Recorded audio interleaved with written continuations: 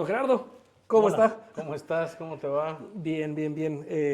Usted fue de las primeras personas que conocí cuando empecé a hacer todo esto de café. Qué bueno. Y nunca me imaginé estar 8 años después aquí platicando Pasaron con ocho usted. años ya. 8 años han pasado desde que empezamos. Bueno, si lo quieres saber, Javier, una de las cosas que por las que nosotros empezamos en Fedecucagua era porque siempre nos subestimaron por trabajar con pequeños productores, con gente que precisamente no eran los más alfabetas. Entonces, cuando empezábamos a ofrecer café y ¿cuánto pueden ofrecer? Pues un contenedor, dos contenedores. No, no, no, nosotros queremos 10 contenedores, queremos mucho café. En términos de sacos, queremos 5,000 sacos para arriba. Entonces cuando te encontramos y vimos tu proyecto en Fedecocagua lo aplaudimos porque era un esfuerzo de un guatemalteco en una sociedad totalmente nueva, me imagino, para ti, y con todas las ganas. Y era algo que ahora te confieso 8 años después, no era lo que nos gustaba, hacer microlotes y todas esas cosas con historias, que creo que esa es no sé si es la quinta ola del café, pero en nuestro lenguaje esa ola no era nuestra onda, ¿verdad? Porque ya estábamos nosotros exportando ya en esa posición de 10,000, 5,000 sacos. Y vale decir, me imagino por tu experiencia, que hacer esos microlotes llevan tanta dedicación, tanta excelencia, que eso es como hacer 10 contenedores normales. O sí. sea, y sé que es muy meticuloso para tus tostadores, tu clientela, es una clientela muy selectiva. Y el consumidor también va a ver la historia, esto y lo otro. Así que nos metimos en tu mundo, ¿verdad? No, no era el nuestro, pero valía la pena el esfuerzo de lo que estabas haciendo. Sí, gracias, porque yo creo que el proyecto, ustedes eran esa parte que le faltaba, que era todo el pequeño productor. Pero antes de entrar en todo el café, quiero, bueno, dos cosas. Siempre empiezo los podcasts con algo, un fun fact de la persona. Y yo sé que a usted le encanta la etiqueta, don Gerardo. Desde que lo conocí, la etiqueta ha sido algo muy presente en todas nuestras reuniones. ¿De Bueno, dónde sale? ¿De dónde bueno, empieza? mira, lo que sucede es que personalmente no vengo de una sociedad, de la sociedad tradicional, con muchos recursos, con mucha educación. Entonces, aprendí en libros, soy autodidacta de muchísimas cosas, ¿verdad? Eh, em, eh, y básicamente quería hacer lo correcto. Entonces, como el café es un negocio internacional con el cual te tienes que ver con muchas sociedades, con muchas culturas, entonces quería estudiar sobre las diferentes culturas, incluida la de Guatemala, ¿verdad?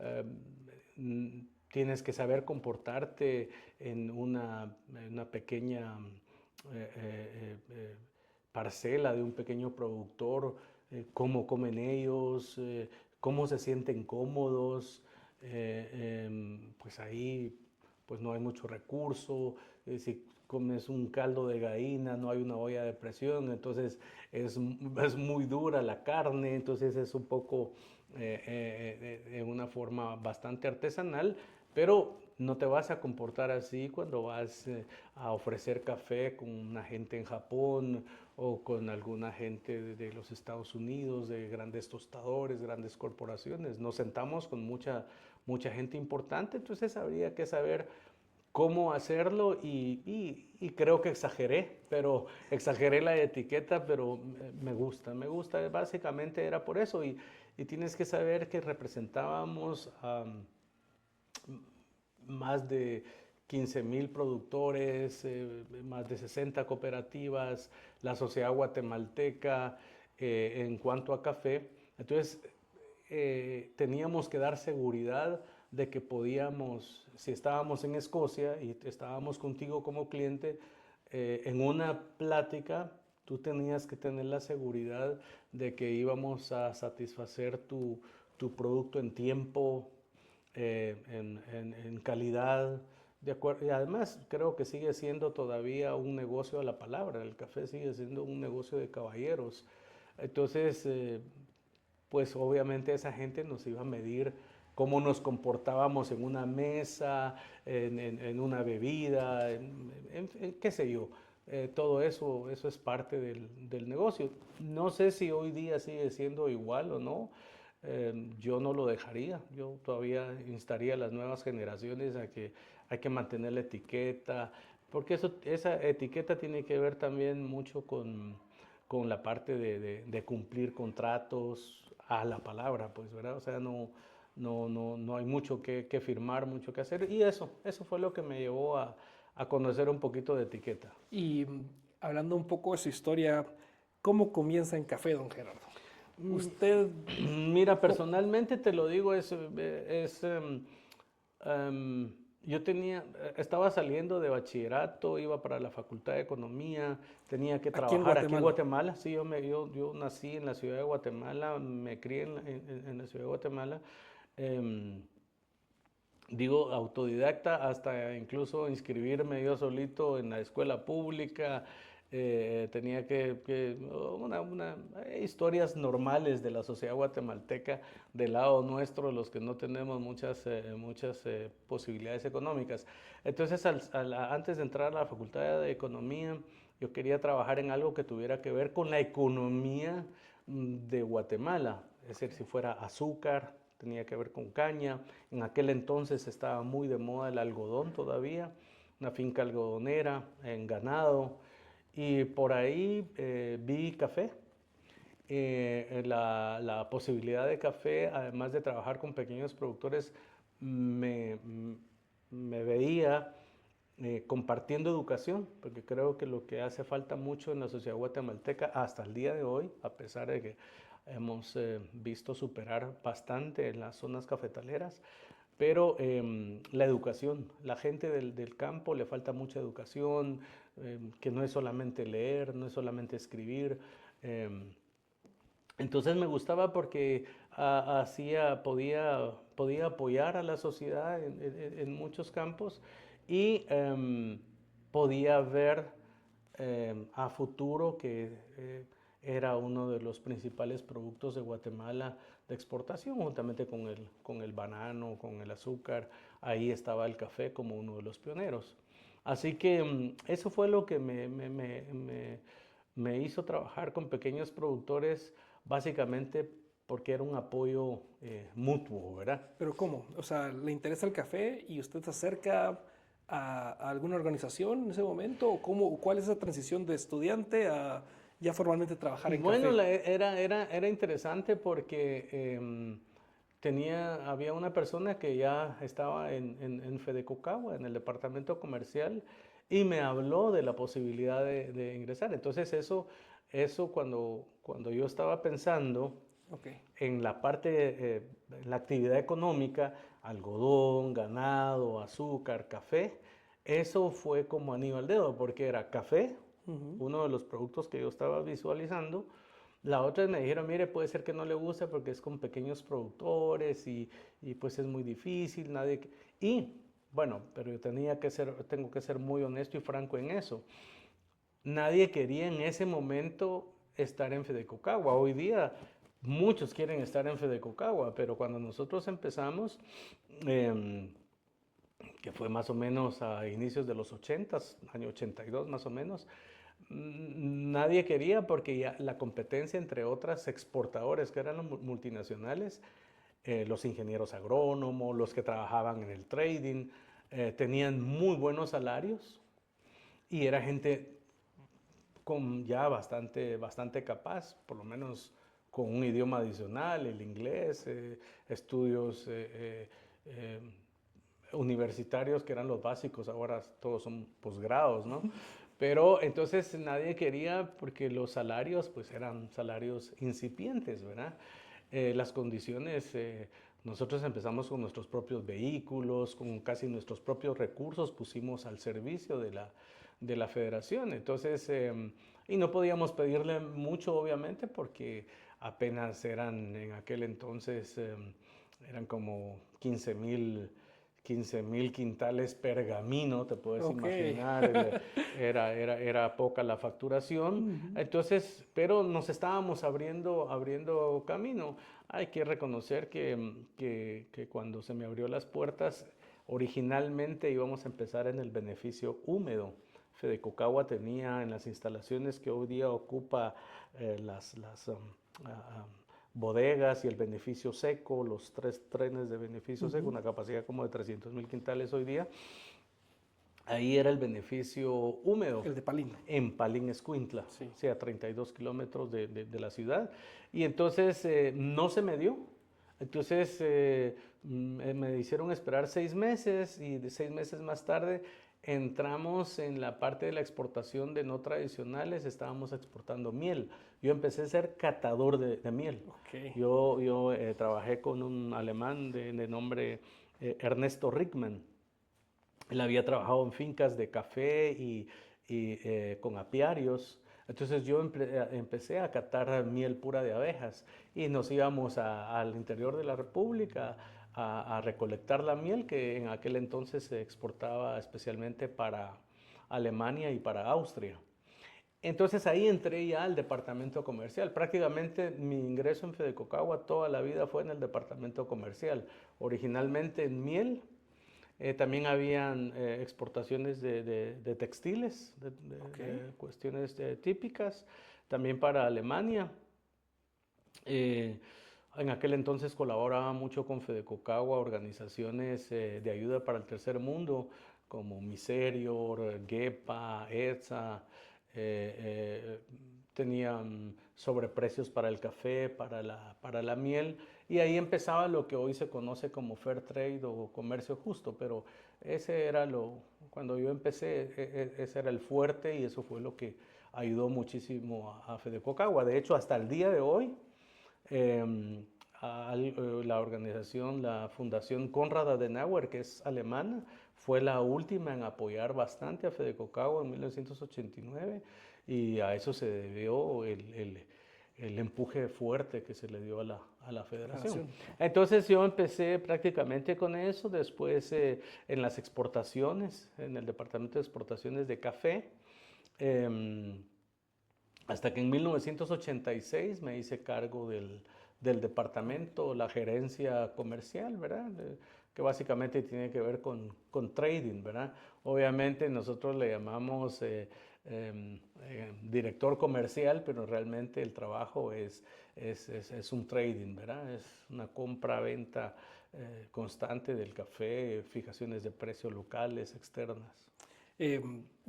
Gracias por todo el contexto, porque yo sabía que Fedecocagua empezó siendo un beneficio húmedo y después transicionó a ser una cooperativa de segundo nivel, ya como un beneficio seco. Em, pero la primera pregunta que tengo aquí escrita para usted, don Gerardo, ahora que ya no trabaja en café, cuando alguien le pregunta, ¿usted a qué se dedicaba? ¿Qué dice? Bueno, básicamente ahora me limito a decir que pues, estuve en el trading de café, ¿verdad? Básicamente eso. Em, pero obviamente fue un trabajo con sentido social, ¿verdad? Empecé yendo a las comunidades de café en Todos Santos, Cuchumatán, en las partes de Huehuetenango, incluso en Jalapa, en la montaña de Jalapa. Y el asfalto llegaba hasta Sanarate, hasta el kilómetro 53, y ahí en adelante todo era tierra. Yo vi visitando cooperativas cómo fue Bueno, mejorando la situación de los pequeños productores y la infraestructura. Entonces, pues no me llamo todavía retirado, ¿verdad? No me niego a llamarme retirado todavía del café o jubilado, ¿verdad? Pero me gusta, siempre estoy, todos los días veo el mercado, todos los días siempre tengo con alguien que hablar, ya sea con un productor o con un cliente. No he dejado el cordón umbilical del café, que fue lo que me dio la vida durante 41 años y fue lo que, y a Fedecocagua obviamente le estoy súper agradecido porque fue la oportunidad que tuve. Obviamente conozco los inicios de Fedecocagua a finales de los años 60 por el fundador, el primer gerente que fue Alfredo Bartolomé Hernández Contreras. Él fue agrónomo de Anacafé, ellos empezaron con las cooperativas de pequeños productores. Entonces, Fedecocagua es una cooperativa de segundo grado. El modelo les gustó muchísimo a muchos países consumidores de café. Teníamos toda la paleta, por supuesto. Fedecocagua hasta el día de hoy ha sido una piedra en el zapato en el mercado del café y eso no le ha gustado a mucha gente, tanto afuera como adentro. Sin embargo, nunca se ha dejado vencer. Fedecocagua siempre ha salido adelante y estuvimos en los mejores mercados, ¿verdad? O sea, nos gustó el contacto con grandes empresas, por eso cuando llegaste tú era un nicho de mercado que también estábamos incursionando juntos y como te digo, como subestimaron mucho a Fedecocagua, decían, no puede ser que esta gente vaya a abastecer a Nespresso o a Starbucks o a clientes en Japón o en cualquier lugar del mundo, porque el café de plano, si es de pequeños productores, no es una mezcla homogénea, cómo lo hacen. Y demostramos que ¿no? Con eficiencia, con profesionalismo, con sentido común, podíamos satisfacer esas exigencias de los mercados, ¿verdad? Y yo doy fe de eso, porque cuando cato cafés de Fedecocagua, es impresionante ver la paleta de colores, pero de los cafés. Vemos cafés de altura, vemos cafés de baja altura, y se ve, se siente la calidad en taza, se ve mucho. Em, Quiero tocar un punto lo que dijo. Cuando estaba en las montañas de Jalapa y llegaba el asfalto, ¿usted vio cómo las cooperativas fueron creciendo con la ayuda de Fedecocagua? Sí se vio el impacto que hubo. Sí, definitivamente. Yo creo que nosotros como seres humanos a veces no vamos a nuestras raíces, ¿verdad? Especialmente las sociedades del scrolling ahora, ¿verdad? Que en segundos piensan que conocen la historia. Y no, eso es más allá. Sí, vimos, el ser humano se le olvida, pero vimos cómo creció, por ejemplo, Cooperativa Acatenango, no solo en volumen, en número de socios, certificaciones que obtuvieron. Imagínate que siempre era más fácil que una finca completa tuviera una certificación Rainforest Alliance, UTSCAPE, Fairtrade, orgánica, qué sé yo, las nuevas modalidades en la Unión Europea sobre la preservación, etcétera, etcétera, que varios pequeños productores, pero con la ayuda de la federación ellos tuvieron asistencia técnica con profesionales, ingenieros agrónomos, hasta el día de hoy, unas grandes personas, grandes profesionales a servicio de las cooperativas y sí lo vimos desarrollar. Por ejemplo, cuando empezamos a viajar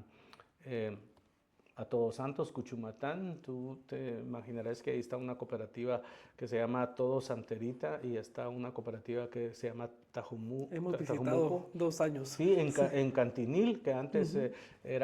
pertenecía a Chantla, pero ahora es Cantinil. Esa era una cooperativa unida y para llegar ahí había que dejar el vehículo en un lado y caminar una buena cantidad de kilómetros hasta llegar a la comunidad. Hoy día llegas en vehículo hasta el caserío Tío Bosch, Aldea Mash, Todos Santos, Cuchumatán, llegas en vehículo sin ningún problema. Llegas por Huehuetenango, llegas por el lado de la democracia. En fin, sí lo vimos desarrollar y hemos visto a sus segundas y quizá terceras generaciones. Vemos en muchas cooperativas, ya hay ingenieros agrónomos, hay economistas, hay profesionales, hay intelectuales y lo que nos gusta de esto, a diferencia de otras sociedades como en Costa Rica o Colombia, que cuando se hicieron profesionales, los hijos de los cafetaleros en este en particular, ellos ya no quisieron volver al campo. El gobierno de Colombia tuvo que incentivar a los hijos y a los nietos con incentivos económicos para que regresaran a trabajar el área de café. En cambio, a diferencia de la sociedad en Guatemala, vemos terceras, cuartas generaciones trabajando en café, ya sea fincas particulares, patrimonio familiar o cooperativas, ¿verdad? Entonces, esa es una prueba del desarrollo y el triunfo. Y dicho sea de paso, platicábamos recién con una persona sobre el sueño de los cafetaleros después de la helada del siglo, a la segunda parte de los años 70, cuando el mercado subió a $3 en aquel entonces, y después siempre se vivía ilusionando con que va a haber helada en Brasil, que hay una sequía en Brasil y todo el tiempo, y entonces subía $2, 2.50, 3, bajaba. Y durante muchos años el promedio fue de $125 durante 30 años, hasta finales del año 24, que empezamos a ver 2.50 y se mantuvo en 3.50 la libra y hasta 400 y arriba. Entonces ese sueño, como quien dice, se le hizo a las segundas, terceras y cuartas generaciones de café y creo que difícil para el tostador, me puedo imaginar, tiempos difíciles para el consumidor si ya la tasa le llega con mayor precio, problema de liquidez, no es lo mismo entrar en ese mercado, pero tienen que entender que durante muchísimos años, más de 30 años, el mercado estuvo por debajo de 1.30, pues. Sí. Entonces, no sabemos hasta dónde se va a sostener, en qué precios, pero digo, así es como hemos visto evolucionar el café. Me encanta, y esto me lleva a la segunda pregunta, que es, cuando usted trabajó en Fedecocagua en la parte comercial, ¿qué era más difícil? ¿Vender el café internacionalmente o conseguir el café de las cooperativas? Los dos son factores importantes y, si queremos verlo, difícil uno del otro, pero al final esto es un arte. Cuando haces las cosas con pasión, o sea, te gusta hacer aquello, entonces se puede hacer más fácil, ¿verdad? Pero por supuesto, esto es como cuando quieres poner en marcha un vehículo, quizás los inicios, y si no lo conoces, es complicado, pero una vez que el vehículo está en marcha, va solo. Entonces, ya te conocen al principio era difícil cuando ofrecías café porque, te repito, querían 10 contenedores y solo tenías uno. Ah, no me interesa. Yo quiero hablar con una persona para 10 contenedores, no quiero hablar 10 veces por un contenedor cada vez, ¿verdad? Te encontraste con una industria bastante arrogante, ¿verdad? O sea, los compradores de las multinacionales en aquel entonces eran bastante arrogantes, hablaban solo de cantidades. Entonces, era difícil cuando se era pequeño, ¿verdad? Ya cuando tienes arriba de 100,000 sacos, arriba de 75,000 sacos, de 69 kilos, entonces ya empieza a ser atractivo y ya te buscan.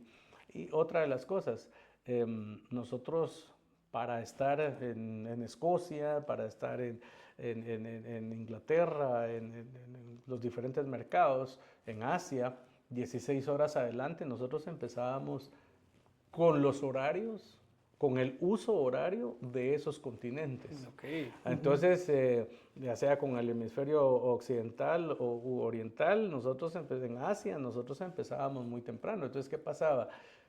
Había un Javier Gutiérrez en Edimburgo buscando café y tenía que esperar que pasaran 8 horas, 7 horas de diferencia para hablar con alguien en Guatemala.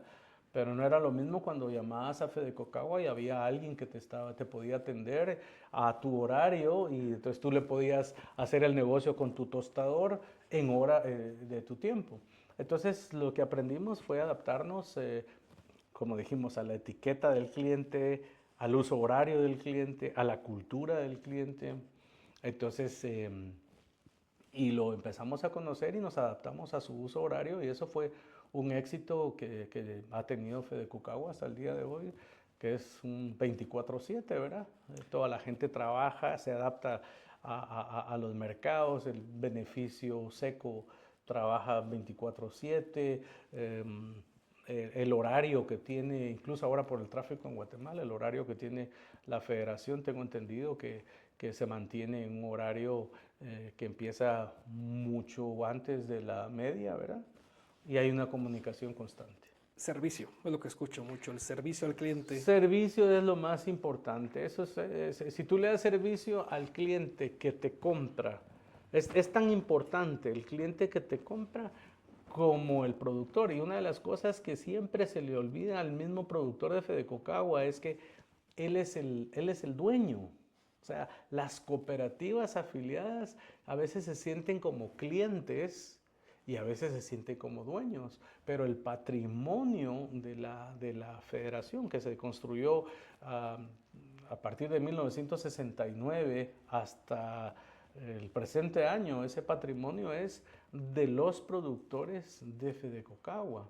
Y entonces deberían de sentirse dueños, pero a veces si hay responsabilidad es más fácil ser cliente, ¿verdad? Sí. Ante todo cuando hay problemas, cuando hay que poner, cuando hay que exponerse, eso hace que la gente se haga un paso para atrás, pero en realidad la federación es una organización de productores quienes son los legítimos propietarios, ¿verdad? ¿En qué momento usted sintió que ya eran algo importante en el mercado? ¿En qué momento usted dice, ahora sí, ya somos una empresa que se va a tomar en serio y podemos crecer? Bueno, la verdad es que nunca nos vimos um, como alguien marginado porque no teníamos el volumen, ¿verdad? Creo que para empezar, si es una organización de personas, esas personas tienen dignidad. Desde ese momento, si trabajan, si tienen un quintal o medio quintal, es desde a partir de ese momento uno debe verse positivo de que va a hacer algo, que la suma de esos quintales de café, de esas pequeñas cantidades, es el potencial donde ya te sientes capaz de hacerlo. Entonces, prácticamente el potencial lo vimos siempre, ¿verdad? Una cosa es que no nos quisieran comprar o que no fuéramos atractivos y que podríamos sentirnos por eso marginados, pero la verdad no, el potencial existía, hacíamos la misma actividad que cualquiera. Por supuesto, no es lo mismo hacer, o sea, el trabajo de 10 sacos no es lo mismo que de 100,000 sacos, pero al final se requiere de lo mismo, ¿verdad? Se necesita capital, se necesita un beneficio seco, se necesita un departamento de trading, se necesitan relaciones y todo. Nosotros empezábamos con las desventajas de que no éramos los más profesionales, no éramos los que manejábamos todos los idiomas, pero con todo pudimos, Fedecocagua llegó a ser, nos guste o no, el primer productor de café exportador de Guatemala. Y fue el número 3, número 4, después de multinacionales importantes en Guatemala. O sea, sí se posicionó y ese trabajo, pues es un trabajo de equipo, ¿verdad? Desde los productores que hasta el día de hoy siguen confiando en su federación, llevan su café con fe, con ánimo, a pesar de que pueden haber problemas de liquidez por el valor del café hoy día, pero siempre hay confianza en su federación y creo que esa confianza, ese servicio, ese contacto humano entre productores, compradores, administración, eso hace de una empresa, cualquiera que sea, exitosa, ¿verdad? Yo creo que me encanta lo que dice. Ahorita hace 2 semanas estuve en San Pedro Necta y conocí a un pequeño productor que entregaba un quintal.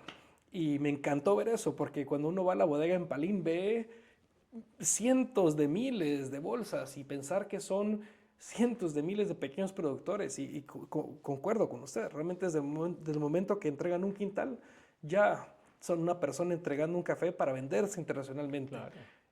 Yo creo que la pregunta iba en el sentido de comercialización, en el giro del negocio. ¿Hubo alguna discusión, alguna reunión que usted sintió de que ya se estaban tomando más en serio, que ya era una pieza pesada en el café de Guatemala? Yo entiendo que era la visión, pero fue creciendo y creciendo y creciendo. Bueno, mira, Fede Cucagua siempre fue demonizada, digamos. O sea, aunque nosotros, o la federación, ellos, o nosotros, o las cooperativas, como lo queramos ver, fuésemos em, una organización incipiente que no significaba económicamente mucho, si lo queremos ver así, siempre había gente de afuera, factores exógenos, ¿verdad? Factores externos que miraban un montón de cosas, un fantasma, ¿no? Ellos pueden ser grandes, ellos pueden ocupar puestos claves en la caficultura, ellos nos pueden quitar mercado. Entonces, al final, Fede Cocagua creció en medio de muchísimas conspiraciones, imaginaciones de la gente. No, nosotros desde que era una pequeña organización, digamos, San Pedro Necta es una de las cooperativas fundadoras de Fede Cocagua, Tajumuco, San Juan Bautista. Hay muchas cooperativas que existen todavía y en ese momento, pues, era todo una ilusión, pero desde el momento de la creación, a finales de los 60, ya creaba expectativas. Ok, qué lindo. Ya creaba expectativas porque en aquel entonces era mucha gente ya ni se recordará, pero el negocio era por cuotas que se repartían desde la Organización Internacional del Café y ellos no tenían derecho a cuotas. Entonces ya la expectativa empezaba, los rumores, y peor si vamos a tener que repartir la cuota internacional del café de exportación con las cooperativas. Entonces el pastel ya se empezaba a dividir y eso a cualquiera le ocasionaba resquemor, pero como digo, contra todo pronóstico y contra muchísimas vicisitudes que ha tenido en la historia de Fede Cocagua, ha tenido años difíciles desde su creación a finales de los 80s, por ahí por los años 2006, 2009 y en la actual década, pues igual ha tenido siempre cortapisas y frenos por muchísimas razones, ¿verdad? Pero es una organización que sigue siendo exitosa. Me gusta porque yo creo que lo que escucho ahorita también es desde un inicio había un sueño muy grande. Entonces no es que hubiera un momento clave de convergencia, sino la convergencia empieza desde que se funda. Desde que se funda se siente ese cambio. Usted estaba vendiendo café, pero también recibía café de pequeños productores. Y yo creo que lo que muchos hablan es la inconsistencia, los volúmenes. ¿Qué es lo que valoraba más cuando recibía el café de esta gente? Las relaciones que se traían, la calidad del café, el volumen de entrega, la uniformidad. Mira, te va a parecer muy fantástico e idealista, pero lo que nosotros vemos, o lo que yo veía, o lo que yo vi, no sé si mis sucesores lo verán igual, pero uno ve personas. Tú estás hablando con cualquiera, me viene un nombre, Marcos Mateo Pérez en San Marcos Huista, o Felipe Pérez Pablo ahí en Todos Santos. Tú ves, detrás de ese nombre hay un esfuerzo. Entonces, eso ya es un valor agregado. El resto te hace trabajar por ellos con eficiencia. Digamos, a mí nunca me sorprendió, teníamos que fingir sorpresa, pero hablar de trazabilidad, cuando empezaron todas esas cuestiones de transparencia, de trazabilidad y esos temas que se pusieron muy de moda, pues obviamente fingí que estábamos aprendiendo algo, pero la transparencia para nuestra y la trazabilidad empezó desde los inicios de Fedecocagua, porque un Felipe Pérez Pablo no quería que su café se fuera a confundir con el de don Víctor Hugo La Parra de San Pedro Necta. O sea, cada uno era celoso de su café y cada uno era celoso de su calidad, ¿verdad? Entonces, desde ahí la trazabilidad empezaba desde el origen en la cooperativa hasta cuando tú ves y visitas el beneficio seco. Ahí está cada envío, cada ingreso, en las estivas, en las grandes torres de café. Tú puedes identificar el café de cada una de las cooperativas y vas al envío de esa cooperativa y sabes de qué pequeño productor es el café. O sea, aún que es más difícil los beneficios de café maduro, ¿verdad? Cómo seguir la trazabilidad, pero ahí encuentras en los beneficios de café maduro los lotes, las partidas, partida 1, partida 2, quién entró en la partida 2, ahí hay tales y cuales productores por la fecha y tiene su propio recibo. Perdón. Además, cada uno es celoso de su pago. Sí, sí, sí, sí. ¿Verdad? Cada uno es celoso de su pago, entonces no te puedes dar el lujo de confundirte. Sí, yo conocí a don Víctor Hugo ahorita que fui hace 2 semanas y me encantó porque lo primero que hizo fue llevarnos a su parcela. Nos decía, esta es mi parcela. Yo creo que eso ata mucho lo que está diciendo, que es que no solo es café, sino hay un orgullo, una vida, un trabajo muy dedicado a lo que era de ellos. Eh, bueno, esta pregunta cuando la escribí, yo me identifico mucho, pero desde afuera mucha gente puede ver que comprar y vender café puede ser muy fácil. ¿Usted qué cree de que el pequeño productor no ve de la venta y lo que el comprador no ve de la compra? Porque ustedes estaban a la mitad. Tenían que negociar precio de compra y tenían que negociar precio de venta, pero ambas partes no vemos algunas cosas. ¿Cuál cree que es lo que no estamos viendo a los dos lados? Bueno, sí, te puedo decir que los mercados son muy transparentes, ¿verdad? Y hoy más que nunca son transparentes. Entonces, yo creo que el consumidor aún, en el lugar recóndito donde esté, puede ser en Corea, Japón, qué sé yo, es consciente de que el producto viene de algún lado. Y por eso es que está muy preocupado de que el café que le llega venga de un respeto al medio ambiente, de la parte social, quien lo produce, del trabajo, de la mano de obra, que no tiene nada que ver con precio y esas son otras cosas, ¿verdad? Pero digamos hay cierta conciencia.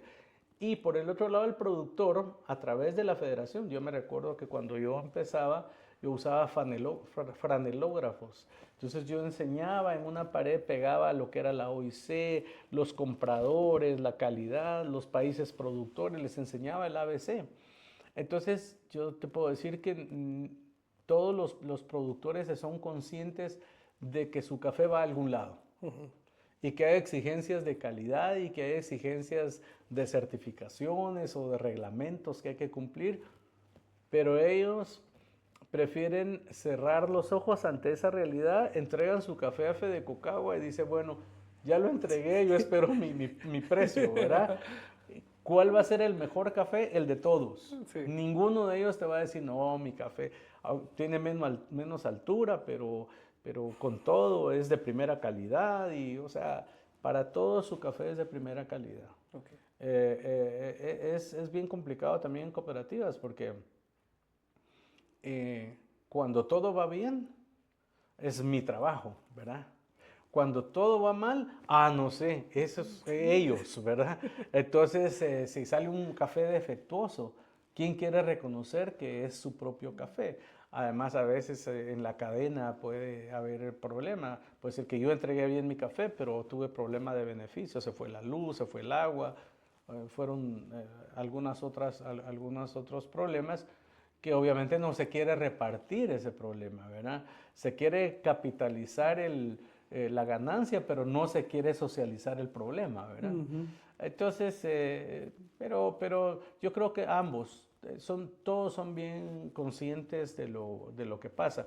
Teníamos mucho cuidado, y creo que la federación lo seguirá teniendo, no queremos transmitirle la miseria al cliente y los problemas que hay de infraestructura. Tú viajas aquí, te das cuenta que uno de los retrasos que tiene Guatemala en desarrollo económico como tal es que es más fácil llegar del aeropuerto La Aurora, no sé si a Inglaterra en avión, 16 horas, qué sé yo, que a veces una jornada de un camión que sale del beneficio de la bodega al puerto de salida, con tantos problemas que hay.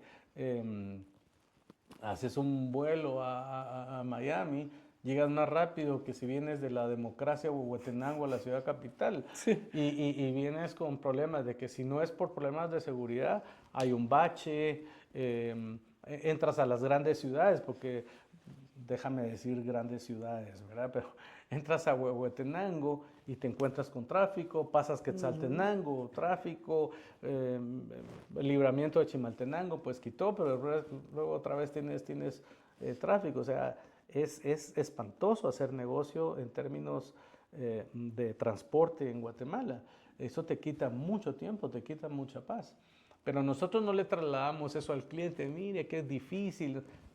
Ese será problema nuestro. Él también tendrá sus problemas, especialmente a partir del inicio del año 2025, ¿verdad? Con aranceles y tuvo que... también tenía sus propios problemas de logística, ¿verdad? Pero no, cada uno tiene sus propios problemas. Nunca le trasladamos los problemas a los clientes. La liquidez que hay para poder pagar inmediatamente. El productor quiere su pago inmediato, independientemente del transcurso que se lleva la consecución del pago de los documentos, ¿verdad? Qué interesante porque me encantó eso que dijo, que todos saben que viene a algún lugar y todos saben que llega a algún lugar. Entonces, es muy fácil ver una taza de café y ignorar todo lo que venía atrás, pero vino mucho, mucho trabajo. Y bueno, en algún momento sintió que su relación con los pequeños productores ya no era la misma, porque usted empieza a comercializar café y más, y más, y más, y volúmenes. ¿En algún momento se sintió despegado del pequeño productor? Mira, no creo que hasta el último momento que estuve en la federación, que fue en noviembre del 2023, todavía los últimos días, 27, 25, 26 de noviembre del 2023, todavía estuvimos en una gira con la gente de Nespresso. Y yo no le confesé a la gente de Nespresso que ya no iba a estar más, y casi a las cooperativas tampoco, porque no quería que eso fragmentara, porque al final, eso te lo decía, en mi forma de ser hay una relación de personas. Y esa relación de personas para mí es primero. Por eso una comida detrás de un negocio para mí era importante. Un buen vino, una buena charla. Creo que conocerse, hacer la relación primero, para mí fue fundamental antes de hacer el negocio. Okay. Entonces, cuando lo haces al revés, business are business, voy a hacer negocio y a mí no me importa cómo vivir. No, es como en el caso tuyo, eres un ejemplo. O sea, yo te vi como una persona que se esforzaba, que estaba haciendo un esfuerzo, que te habían dejado en el aire con café y qué sé yo, qué problemas habías tenido, y me identifiqué con tus problemas que en los negocios normales no se quiere hacer. Por eso te digo, cuando hablamos de transparencia, yo pude haberme limitado. Mira, ¿qué café quieres? Cuesta tanto. ¿Puedes? Bueno, no, ok, Dios, chao, next. Pero nunca trabajé sobre ese. Hay personas, primero era una persona, y segundo estabas poniendo el nombre de Guatemala en alto, así si quieres o así, no importa, pero se menciona, imagino que Guatemala es conocido en un sector en donde tú estás. Entonces, eso, primero vi a la persona. Primero vi el esfuerzo de Javier y después vi el resto. Entonces, ahora, igual, el resto tú lo haces.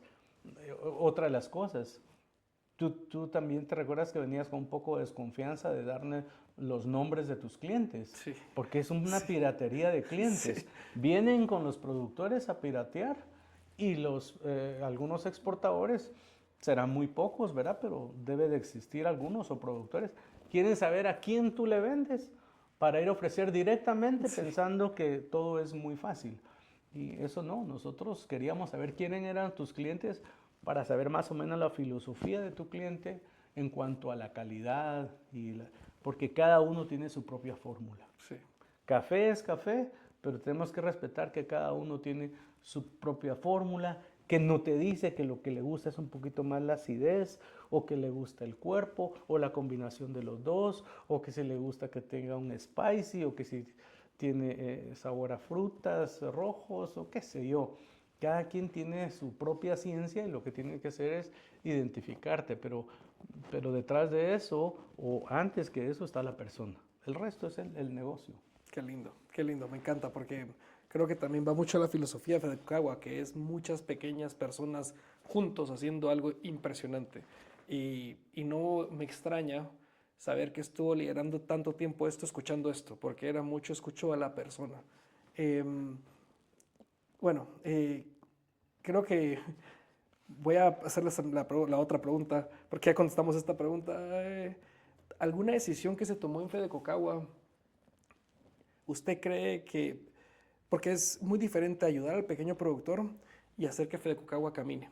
¿En algún momento alguna decisión que se tomó de Fedecocagua se dejó al pequeño productor de lado o era al revés? Siempre se tenía pequeño productor de foco, aun cuando Fedecocagua sufriera por eso.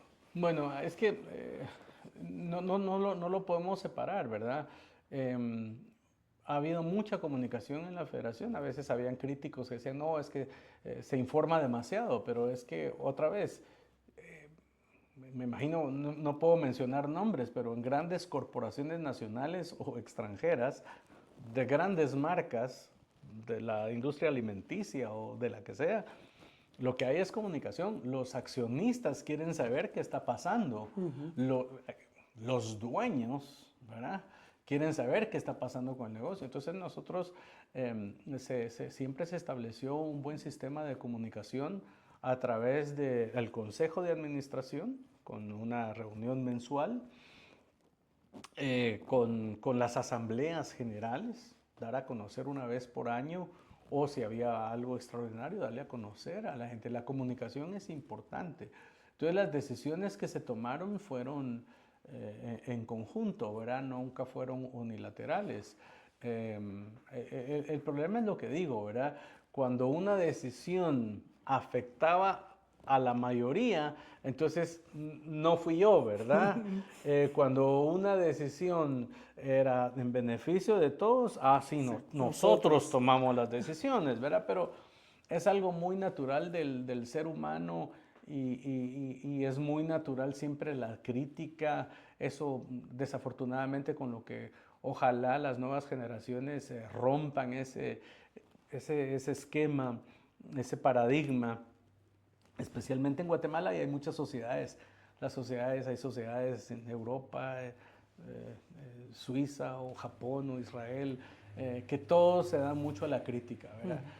Hay mucha crítica, especialmente hay crítica desde afuera. Es muy fácil criticar a alguien o a algo cuando no se vive. Además, eso de lo que decía, las especulaciones que se dan, las confabulaciones, las conspiraciones, ojalá eso termine, ¿verdad?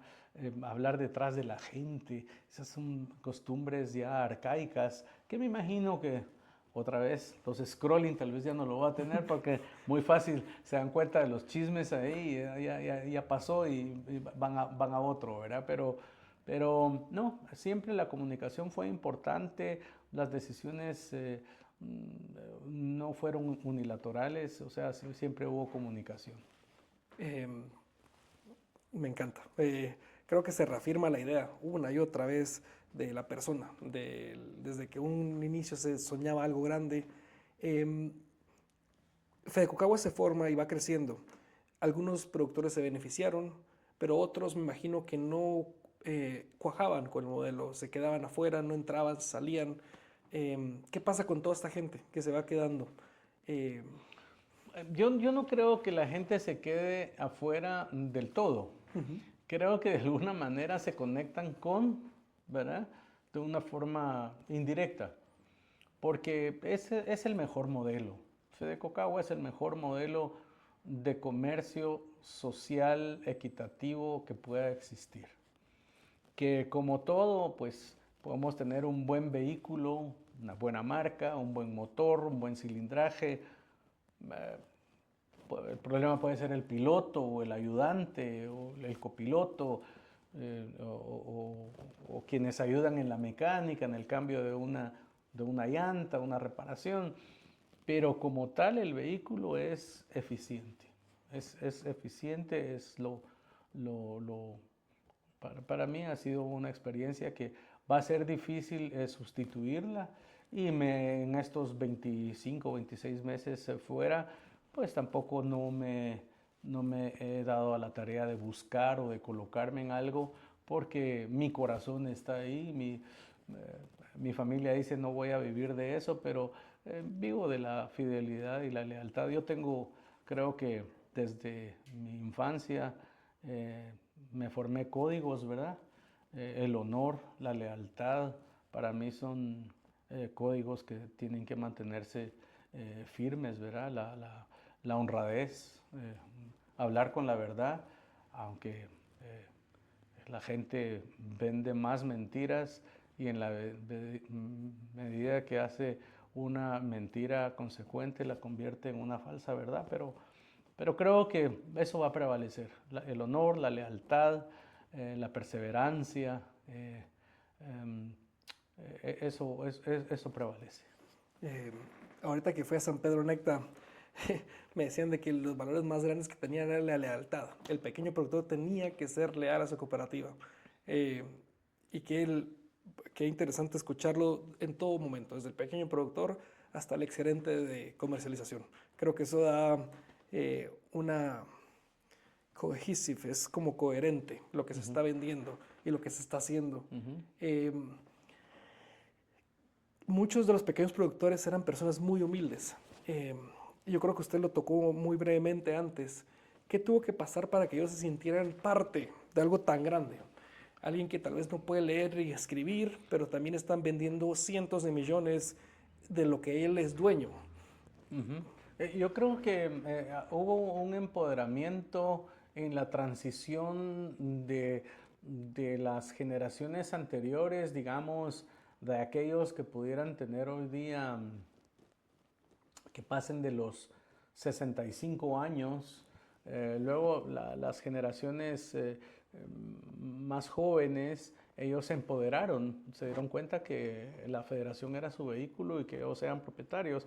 Entonces, de alguna manera ha habido empoderamiento básicamente por esas comunicaciones, ¿verdad? Cuando hemos insistido que ellos son los dueños, que ellos son los que deben de velar por el futuro de su federación. Entonces, cuando se democratiza, digamos, todo el sistema en un movimiento cooperativo, ellos están empoderados, ¿verdad? Pero su confianza basta con la lealtad, ¿verdad?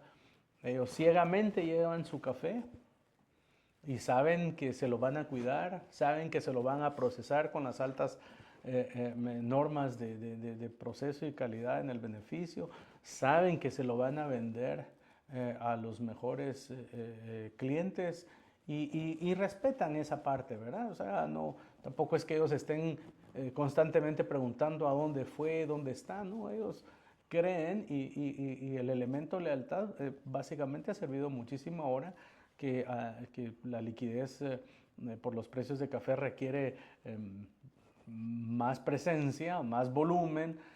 Con todo, ellos han sabido entregar su café y esperar su pago, pero es básicamente lealtad. Y hay un empoderamiento, ¿verdad? Ellos conocen quién es su federación, pero repito, te lo pongo del otro lado. Si yo soy tostador y tengo mi cafetería, yo me siento feliz hablando contigo en Edimburgo o qué sé yo qué ciudad sea la que tú estás más cerca, y hablo contigo por teléfono o vamos caminando si es una ciudad pequeña. Mira, te encargo, necesito 10 sacos de café de Huehuetenango y todo. ¿Cómo lo vayas a hacer tú y toda la logística? Ese es problema tuyo. Yo sé que va a venir de San Pedro Néctar, Sí. que va a pasar por Fedecocagua, pero te encargo, necesito 90 días de crédito, ¿ok? Entonces, quiero mi café, buena calidad, te pido 90 días de crédito. ¿Cómo lo vayas a hacer tú? Y te digo, seguro que el cliente sabe que si él va a Huehuetenango a pedir 90 días de crédito, no le van a dar.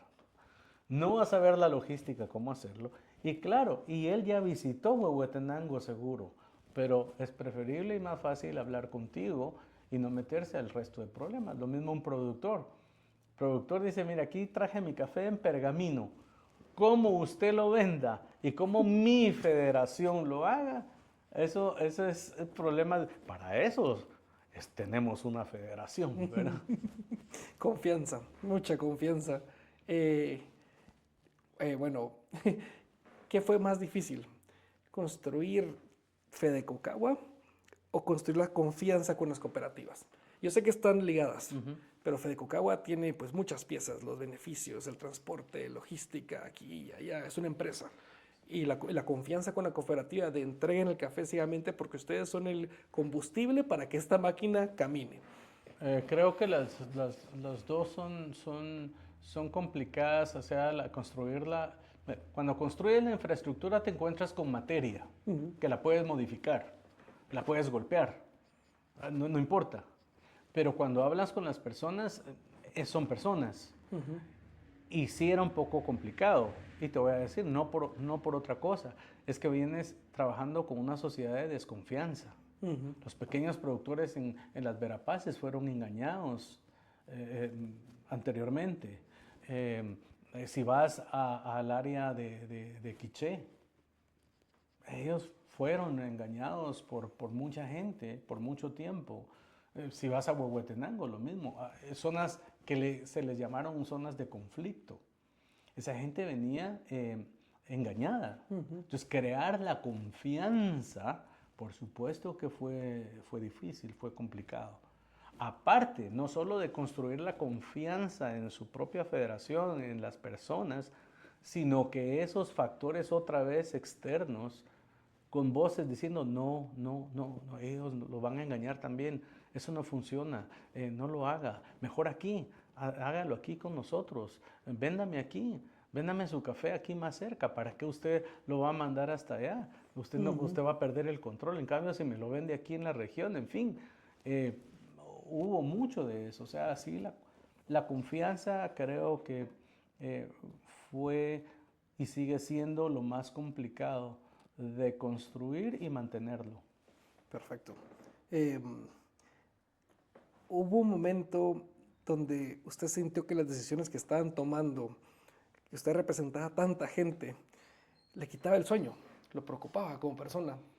Sí, te confieso que yo dormí muy poco. Hay gente que es bastante ignorante sobre el manejo del estrés.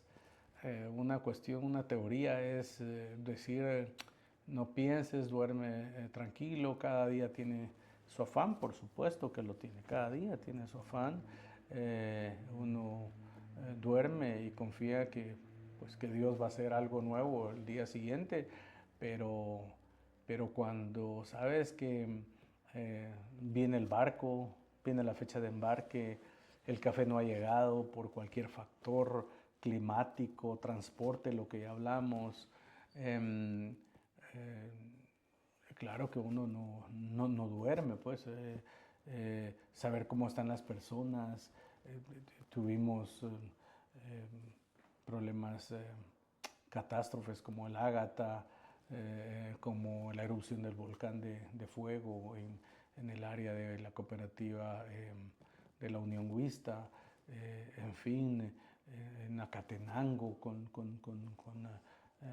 lluvias de arena, en Cobán, problemas también con fuertes lluvias. la tormenta Stan, todos esos factores, por supuesto que nos quitaba el sueño, ¿verdad?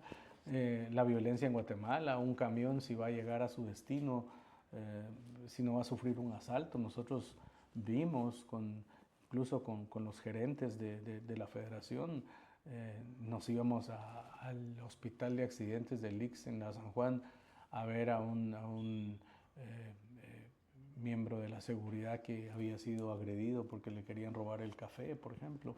O sea, hay una parte humana que por supuesto no puedes dormir tranquilo, ¿verdad? O sea, el café es 24/7 y siempre están los problemas directos que competen al negocio y esos otros que te digo que están alrededor, envidias, celos, problemas, conspiraciones, un montón de cosas más que no te dejan. Para mí el mejor día venía el viernes, porque ya el viernes sí o sí no había ya actividad ni en Europa ni en Asia, ¿verdad? Entonces era el viernes y hasta el sábado eran mis mejores días. Luego ya venía domingo y ya estabas con Asia encima. Sí, sí, sí. Entonces y vuelta a la rutina, ¿verdad? Entonces, pero ahora tenemos tiempo para dormir y recuperarnos mejor que antes. ¿Y qué fue algo muy lindo que le dejó trabajar tan cerca con tantas personas?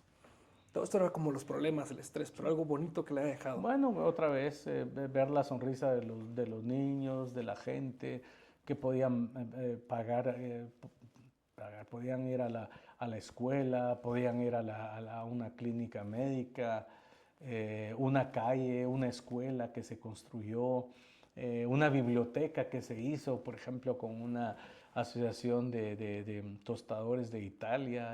Si tú vas ahí a Todo Santerita, hay una esfera, hay un mundi, hay una enciclopedia, cosas que todavía para acá van a seguir funcionando, ¿verdad? Hoy las grandes sociedades ya están por la inteligencia artificial y a una enciclopedia es algo así como de qué está hablando, ¿verdad?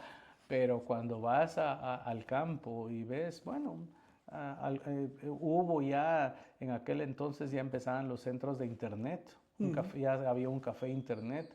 Ahora con las comunicaciones más adelante, yo creo que tan adelantadas como están, la satisfacción más grande es ver a la gente haberse desarrollado. Y te digo, muchas cooperativas están ya en la capacidad en las que ellos podrían colocar su café directamente y sin embargo su lealtad a su federación, eso los hace diferentes. Una última pregunta antes de cerrar, don Gerardo, pero ¿qué le gustaba más? ¿Ver la bodega llena o ver la bodega vacía? Por supuesto la bodega llena, ¿verdad? Sí, ver café es una pasión, ¿verdad?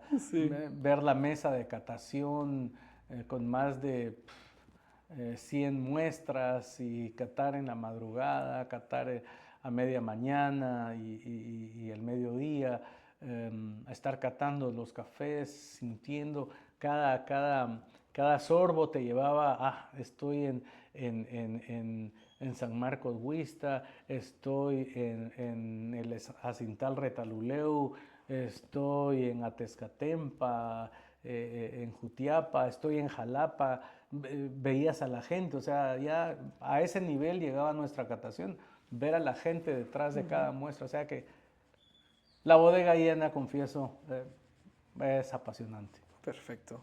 ¿Algo más que quiere decir para cerrar? No, solamente decir que sigue tú ese legado de café, ¿verdad? Te veo como una persona joven, entusiasta y creo que con este tipo de podcast ahora te vas a acercar más a la industria, a los productores y creo que nos vamos a entender mejor en los mercados y sigue adelante, te felicito, no caíste, tenemos la anécdota famosa cuando se te abrieron los sacos, ¿te recuerdas? Esa anécdota es interesantísima, marcar sacos especiales, los sacos... Fuimos producto de una prueba, también de la Sí. prueba y error, porque los proveedores de sacos nos estaban dando con cierres como con Como velcro, Ziploc, con sí, Ziploc, sí. ¿verdad? Ese. Y entonces, obviamente eso no funcionaba para café, pero tú lo tuviste que experimentar en Destino con tus clientes, Sí, pero esas experiencias creo que fueron buenas y sí. siguen siendo buenas y que bueno, no te trajeron abajo, no te decepcionaste, saliste adelante y prueba de ello es que 8 años después vienes de Huehuetenango, de algunas otras regiones, de visitar a productores y creo que deseo lo mejor para tu negocio, Gracias, don Gerardo. que abunde más el café en Destino y, ¿por qué no? Un día vas a llegar a ser uno de los traders más importantes para toda la Gran Bretaña. Muchas gracias, don Gerardo. Si quisieran hablarle, contactarlo de alguna forma, ¿cómo lo pudieran contactar? O Pues si me quieren contactar, yo solamente tengo mi correo electrónico, ¿verdad? Que es gtgadel@yahoo.com.ar y a través tuyo, pues. perfecto. Como respeto canales, entonces a través tuyo con mucho gusto. Gracias, don Gerardo. Muchas gracias. Que estés bien. Gracias.